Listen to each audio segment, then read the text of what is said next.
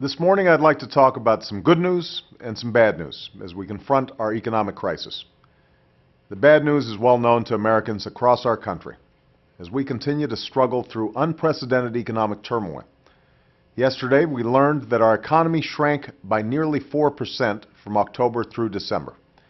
That decline was the largest in over a quarter century, and it underscores the seriousness of the economic crisis that my administration found when we took office.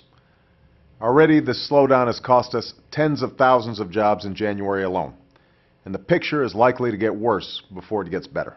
Make no mistake, these are not just numbers.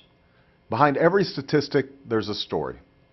Many Americans have seen their lives turned upside down. Families have been forced to make painful choices. Parents are struggling to pay the bills, patients can't afford care, students can't keep pace with tuition, and workers don't know whether their retirement will be dignified and secure. The good news is that we are moving forward with a sense of urgency equal to the challenge. This week, the House passed the American Recovery and Reinvestment Plan, which will save or create more than 3 million jobs over the next few years. It puts a tax cut into the pockets of working families and places a down payment on America's future by investing in energy independence and education, affordable health care, and American infrastructure. Now, this recovery plan moves to the Senate. I will continue working with both parties so that the strongest possible bill gets to my desk. With the stakes so high, we simply cannot afford the same old gridlock and partisan posturing in Washington. It's time to move in a new direction. Americans know that our economic recovery will take years, not months. But they will have little patience if we allow politics to get in the way of action, and our economy continues to slide. That's why I am calling on the Senate to pass this plan so that we can put people back to work and begin the long, hard work of lifting our economy out of this crisis.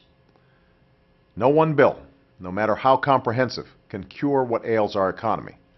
So just as we jumpstart job creation, we must also ensure that markets are stable, credit is flowing, and families can stay in their homes.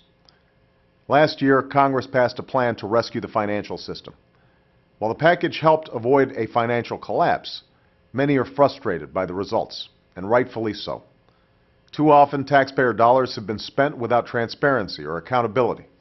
Banks have been extended a hand, but homeowners, students, and small businesses that need loans have been left to fend on their own.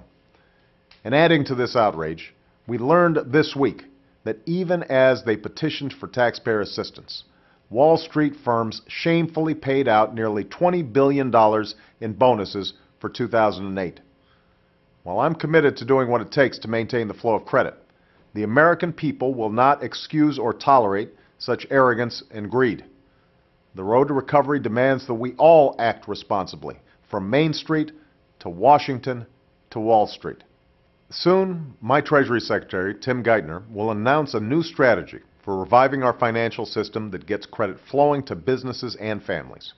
We'll help lower mortgage costs and extend loans to small businesses so they can create jobs. We'll ensure that CEOs are not draining funds that should be advancing our recovery.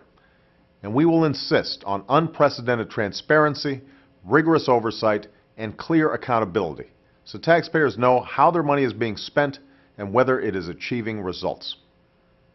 Rarely in history has our country faced economic problems as devastating as this crisis, but the strength of the American people compels us to come together. The road ahead will be long, but I promise you that every day that I go to work in the Oval Office, I carry with me your stories, and my administration is dedicated to alleviating your struggles and advancing your dreams. You are calling for action. Now's the time for those of us in Washington to live up to our responsibilities.